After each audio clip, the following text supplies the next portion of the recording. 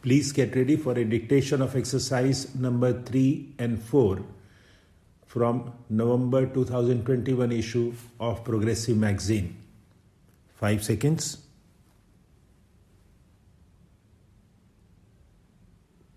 Start.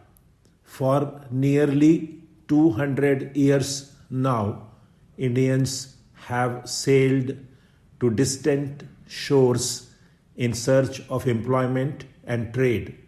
Many, the forefathers of some of you, settled where they worked. The conditions in the early days of migration were neither easy nor happy, but they worked hard and diligently. Some of them displayed their inherent entrepreneurship and established themselves in businesses. Early migrants went to Canada, America, and China, and wherever there was British colonial presence. Over the years, the profile of migrants has changed.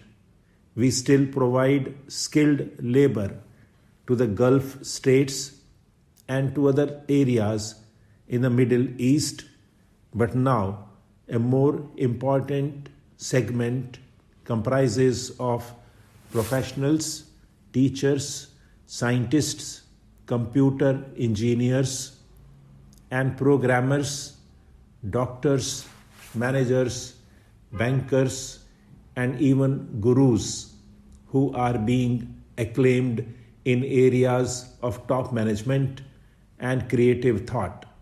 Similarly, in trade and industry, many businessmen of Indian origin have developed entrepreneurial skills which their host countries are finding valuable to their economies.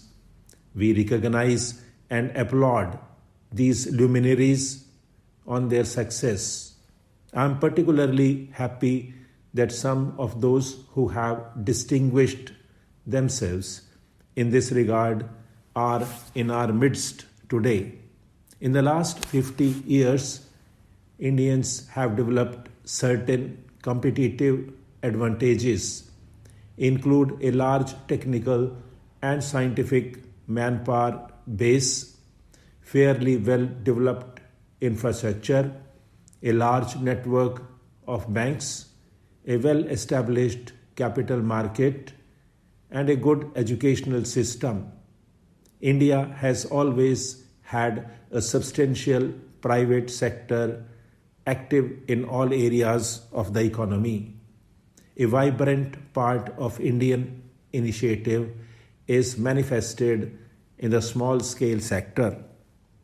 This comprises thousands of small industrial units scattered around the country. The Indian corporate sector is large and diversified with a mix of ownership in public, private, and cooperative sectors and small, medium, and large-sized enterprises. Our legal system is fair and just, and we have the advantage of being a part of the English-speaking world.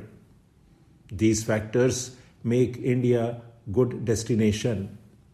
We are all aware of the recent crises which have affected the economies of Southeast Asia and Russia.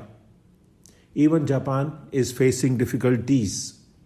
At the same time, we may note the fact that our country remained by and large unaffected by these economic disturbances. This speaks well of the resilience our economy has developed over the years. Despite being part of the globalization process, our fundamentals remained strong and helped us to stay on course and prevented any major macroeconomic imbalances. More significantly, a sum of about 12 billion US dollars has come in each of the last 2 fiscal years as direct remittance from Indians abroad. I need hardly emphasize how useful a role these resources have been playing in our economic development efforts. In the last 7 to 8 months, since my government took office, we have taken several initiatives aimed at revitalizing economic growth, promoting strong infrastructure development, and bringing about an information technology revolution within the country. Several of these measures are already under implementation. In certain other cases, legislative bills will need to receive parliamentary approval next month. The direction, however, is clear. Economic reforms are here to stay, and if anything, the process is being accelerated. We all appreciate the crucial importance of infrastructure in our development process. Towards this end, we have taken a number of decisions. 1. Plan outlay for the power sector has been significantly stepped up this year. 2. Scope of automatic approval for foreign direct investment in power has been liberalized by placing foreign equity participation up to 100% on the automatic approval route, provided the foreign equity in any such project does not exceed rupees 1,500 crore. 3. The procedure for issue of counter guarantee to eligible private power projects has been simplified, and counter guarantees have recently been issued to 3 projects: Visakhapatnam in Andhra Pradesh, Naveli in Tamil Nadu, and Bhadravati in Maharashtra. 4. The Electricity Regulatory Commission Act 1998 has been enacted to provide for the establishment of central and state electricity regulatory commissions, rationalization of electricity tariff, and transparent policies regarding subsidies. The Central Commission has begun functioning. The process of setting up state-level commissions in various states.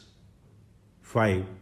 The Electricity Laws Amendment Act 1998 has been enacted to coordinate the operation of the grid system and allow greater flow of resources in the transmission sector. 6. In the petroleum and natural gas sector, government has decided to sign production sharing contracts with private parties for 18 exploration blocks covering an area of over 50,000 square kilometers. 7. Bids will be invited shortly under the new exploration licensing policy, for which the way has been paved with the introduction of a liberalized royalty regime. 8. The government will offer blocks to private and national oil companies for the exploration and exploitation of coal, which is in abundance in India. And 9. The process of pricing reforms in the petroleum sector is being carried forward by initiating the dismantling of administrated prices mechanism in phases from April 1, 1998. Stop.